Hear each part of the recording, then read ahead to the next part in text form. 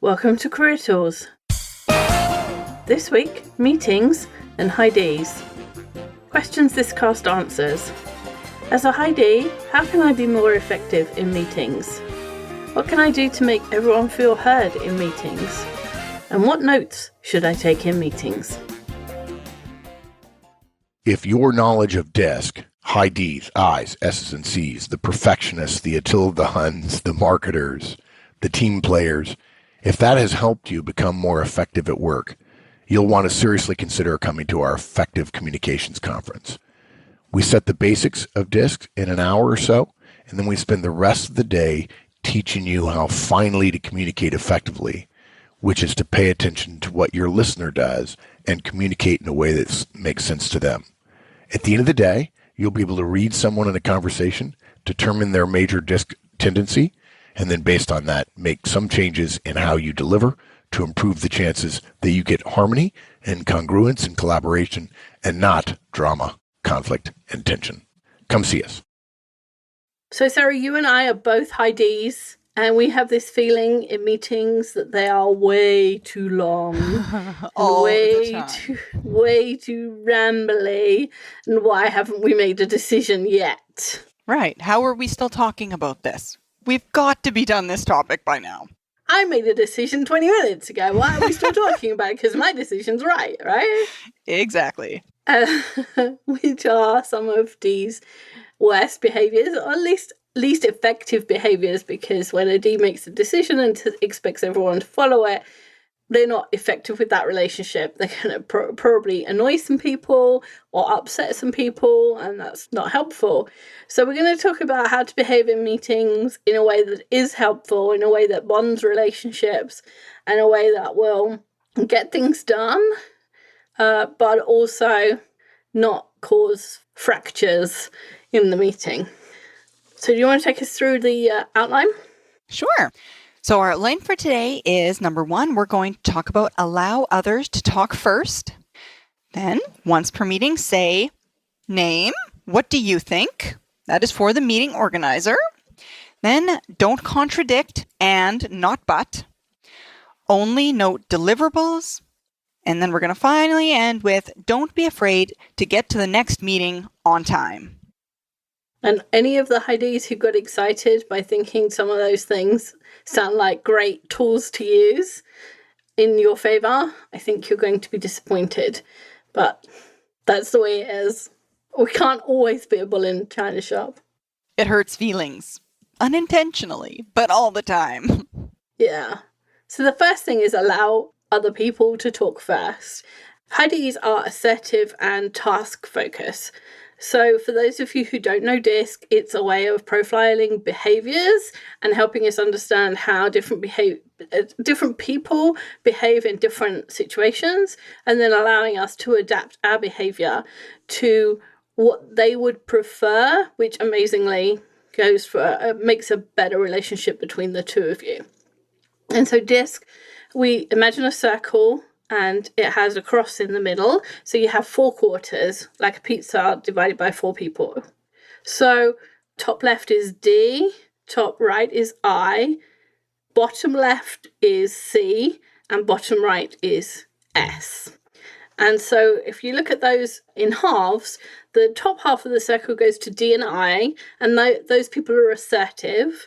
And the bottom part of the circle is for the S's and C's, and they are reserved. So they're quieter, they talk more slowly, they think before they speak. D's and I's just keep talking, and eventually some sense will come out. And the people on the left, so the D's and the C's, are task focused. So if you ask them what they're doing, they will tell you a task. The I's and S's are people focused. So if you ask them what they're doing, they'll say, oh, I'm doing some work for Bob, or I'm writing this email to Judy. Whereas the D's will say, I'm writing an email, or I'm doing this work, because they're not focused on people at all. So that's giving you an idea if you didn't know what DISC was. There's a ton of podcasts on the website if you want more depth. So the D's are assertive and task focused. And so the meeting is kind of the perfect time for them, because We want to be focused on tasks in a meeting. We're going to bang through the list together, make sure everyone knows who's doing what, and then we all spread and we all do our own work. But meetings aren't really like that, because meetings aren't full of high Ds who would make a meeting like that. The other styles come in, and the point of a meeting is not to cover the list, but to bring people together to discuss solutions and for everyone to bring their expertise. And some of that expertise goes with being able to deal with different types of people. If you could cover the list without bringing people together, then you should do that, because it's cheaper for the organization. Every time you have a meeting for an hour, that hour costs however much everybody's salary for the hour costs.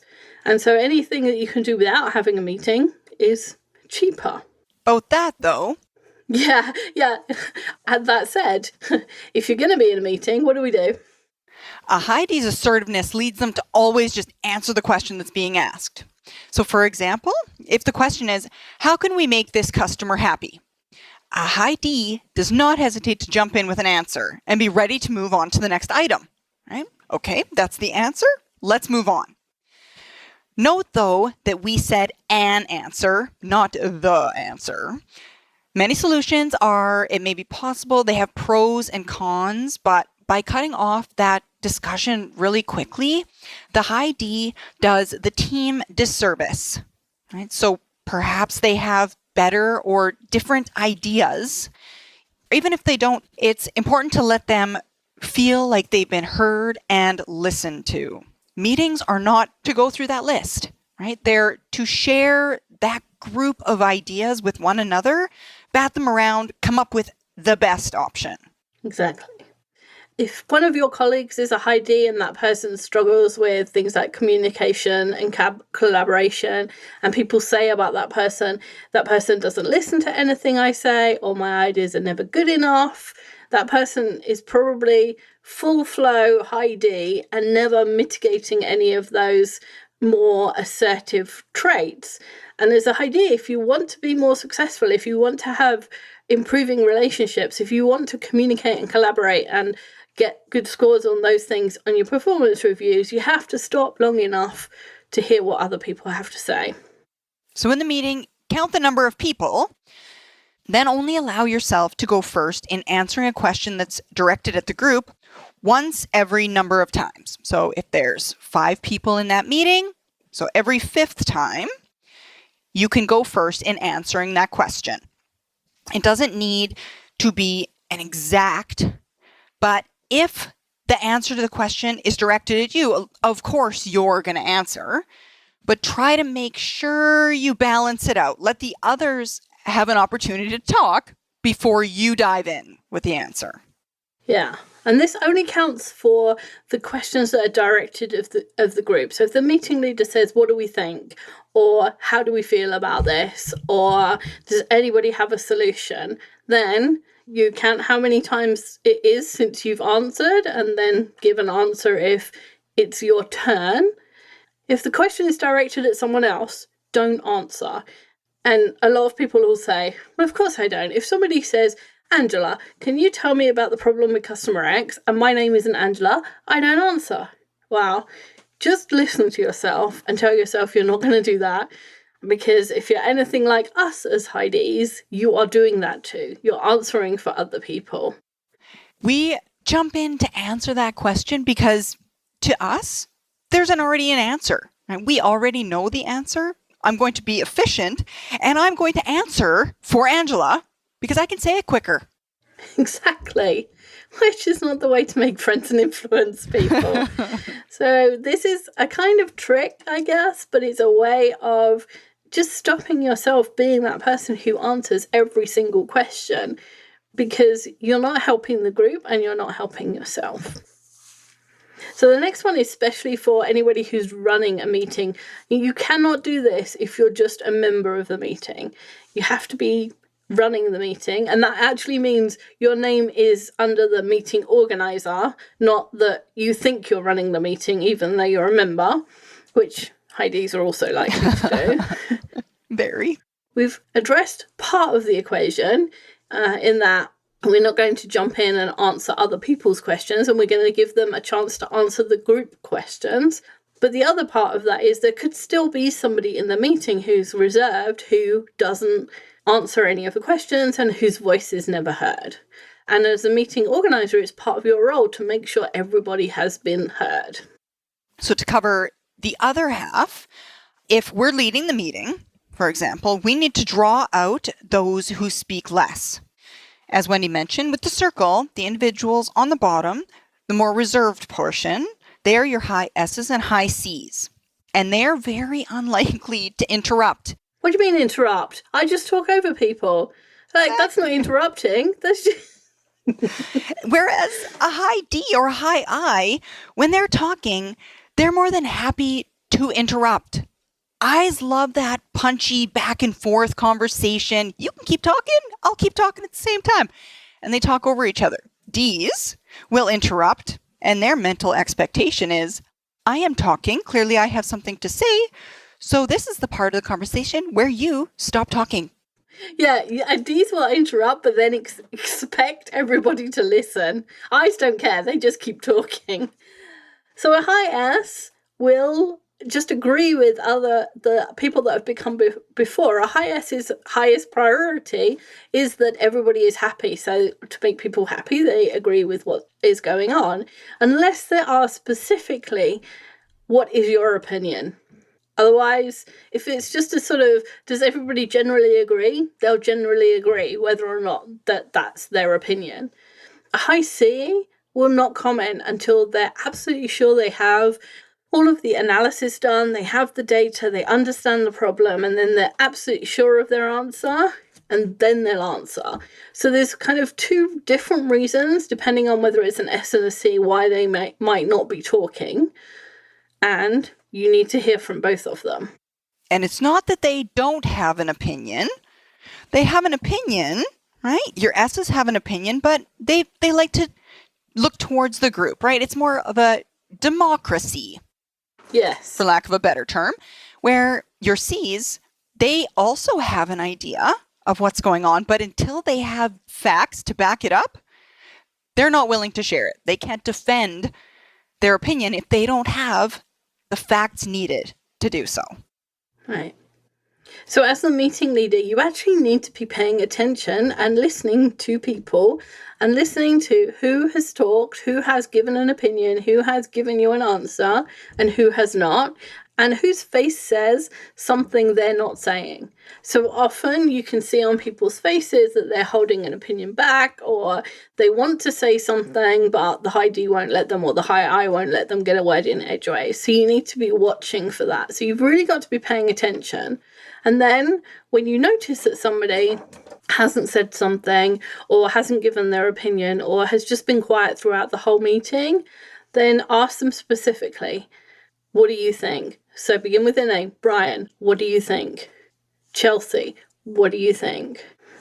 Sarah, how do you feel about this? Because the high S is thinking in feelings, and the high C is thinking, in thoughts. If you're paying enough attention, you can tailor the question depending on which one it is.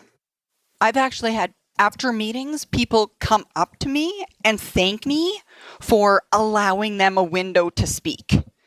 Thank you for noticing that I wanted to say something and allowing me that space to speak. Yeah. So this is your personal goal, because D's like tasks and they like goals. So this is your personal goal for the meeting. If you're leading the meeting, make sure everybody speaks about every topic at least once. That'll be enough to keep you occupied for the meeting.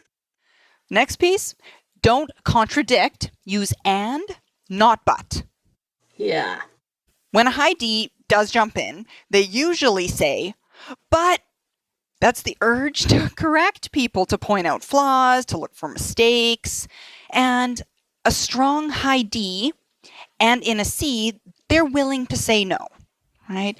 They're not trying to please people. They're not people persons. They're willing to dispute a fact. Ds are often ready to defend their idea or to prove that theirs is better. And all of those sentences begin with but. Right. Instead, think about using the word and. So, for example, Bill has just said in a meeting, I think that the solution is to give them a full refund. David, the high D, is just about to jump in with, but then we'll lose the money for good. We should give them a credit instead.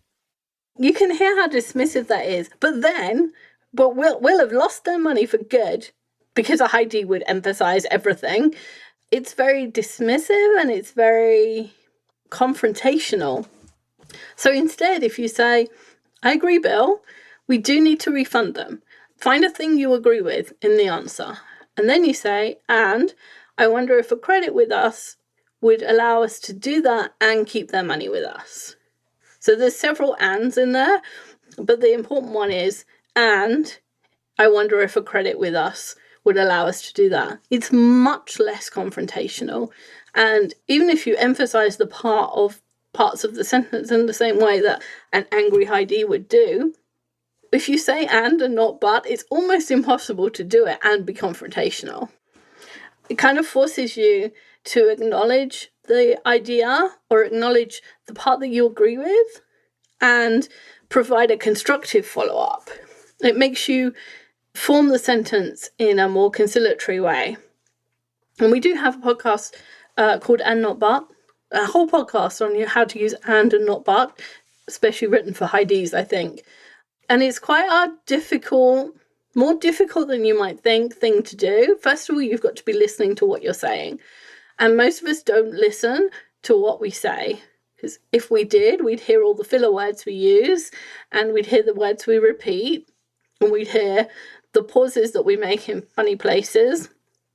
So most of us aren't listening to what we're actually saying. So first of all, you've got to listen to what you're saying, and then you've got to stop yourself saying but, replace it with and, which will force you to rearrange the sentence, which will force you not to be able to interrupt. You'll have to wait till the end because you're doing all this mental stuff in your head in order to make sure that you can say what you want to say in a conciliatory way. And eventually you'll start thinking in ands, not thinking in buts. Ds aren't trying to be rude when they say but. They're building on that idea, but you need to keep in mind, Ds, that while your mental thought process says, I'm just building upon their idea, that's not how the others in that communication take that word. Yeah, that's not what they hear at all. So the next thing is noting deliverables. One of the things that Ds are likely to be doing is taking notes because they like to have a task to focus on. And so they will be taking notes in part just to stop themselves talking, but often because there's 4 parts of their brain going off at the same time and they want to write things down because that feels like activity. And if there isn't any purpose for writing things down, I wouldn't know this by experience, but you may find yourself writing things down so that later on you can say that something was said. And that is not a way to make friends. If you're writing things down about who said what to whom, and you don't have a really good reason, that behavior is not helpful. If covering yourself and being able to provide evidence on others' faults is necessary to this level in your workplace, it's probably not a good place to be working, right? Yeah. More often than not, note-taking may be excused as cover material, but actually it's a way to make note of other people's failures. Because high Ds like to score as well. There's a structure and hierarchy are very important to them. If you ask them about a bunch of people, they'll tell you about their job titles because that hierarchy is really important to them. And so high Ds like to be scoring, and they may be saying, oh, I'm just taking notes so I remember it later, or I may be taking notes so that I can prove what's said later. 9 times out of 10, you don't need to prove what's said later. And you may be taking that just for point scoring, even if you won't admit it.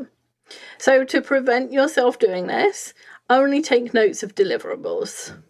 And it's rare for meetings to really need formal minutes. Actual minutes of meetings are not taken by the person in the meeting. If you had a board meeting and actual minutes are being taken, you bring in a stenographer or somebody who can do shorthand, and they take minutes.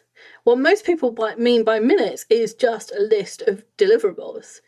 Even if the manager or the leader of the meeting says, will someone take notes? They don't want notes of the conversation. They want notes of the outcomes, which are the deliverables. And just because someone else is taking notes, you still need to write your own deliverables down so that you can make sure you get your job done. You already know that. Don't say you'll remember, because if you're anything like me, you won't. I've got a terrible memory. As much as anyone has going on in any job in the modern economy, it just cannot be done. And you can note other people's deliverables too. So if you're doing it to provide to them, the meeting leader, or some kind of tracking system. Don't note them if you're just going to make a note. Sue said that she'd do X and then be judging whether or not she's actually doing that task. That is not your job, and frankly, it's just not helpful. Yeah, because if you're going to come along later and say, "Oh, Sue, you're late on that task," you don't know what's going on between Sue and the person who gave them that task. Maybe they got an extension. Maybe there's a reason that the task is OBE. Maybe they're just behind, but their manager knows why and they don't care. So if you are giving yourself the task of monitoring other people and that's not part of your job, then you're not helping at all. The next piece, don't be afraid to leave to get to the next meeting on time. One of the places that high D's and C's can influence the organization using their behavior is punctuality. Both D's and C's like being on time. Right? It's just another task, another box to check off. And this isn't a get out of jail free card. We haven't just given you an out. If your meeting starts at 10 and is due to finish at 11 and you don't have another meeting until 11:30, then you can't leave at 11 saying, "Oh, I just want to be punctual." Because if the meeting is still going on, then you still need to be there. However, if your meeting at 10, it looks like it's running along, it's 5 to 11, and it looks like it's going to be another 15 minutes, and you have another meeting at 11, then you can excuse yourself and leave for the other meeting. So you can say, "Brian, I'm so sorry. Please will you excuse me? I have to be at the XYZ meeting now. Can I catch up with you later on any additional deliverables?" You're asking to be excused, you're telling them where you're going, and you're saying you'll follow up on the things that you've missed. And in fact, that might cause Brian to wrap up the meeting because he'll realise he has a meeting at 11, or some other people will say, "Oh, I need to be in that meeting too," and begin to wrap things up. Or everybody leaves apart from a few people and then the meeting wraps up by itself. It may not happen. It may be that you're the only one that leaves and Brian carries on with his meeting for another 20 minutes. We are giving you permission, in inverted quotes, to leave a meeting if you actually have somewhere to go. When you start and finish your meetings on time, others will begin to as well, right? And it becomes a virtuous cycle. You're setting a good example. Others will appreciate that they get to their next meeting on time. Therefore, in future, when they're running a meeting, they'll allow for others to get to their next meeting on time. And hopefully it'll spread. So, what do we cover? So, in summary, high Ds can be rude and overbearing in meetings. We all know it. On the opposite end, they can also be bored and tuned out. So by setting those personal goals in effective behaviors, you can A, improve your relationships, B, improve the meeting, and perhaps C, improve the meeting culture of your organization as a whole. Win, win, win. Everyone likes winning, especially Ds. Exactly. Anytime a D can win. Yeah. Hopefully we've set some people some goals and maybe one or two of you will tell us how it goes. Thanks, Sarah. Thank you. Bye, everyone.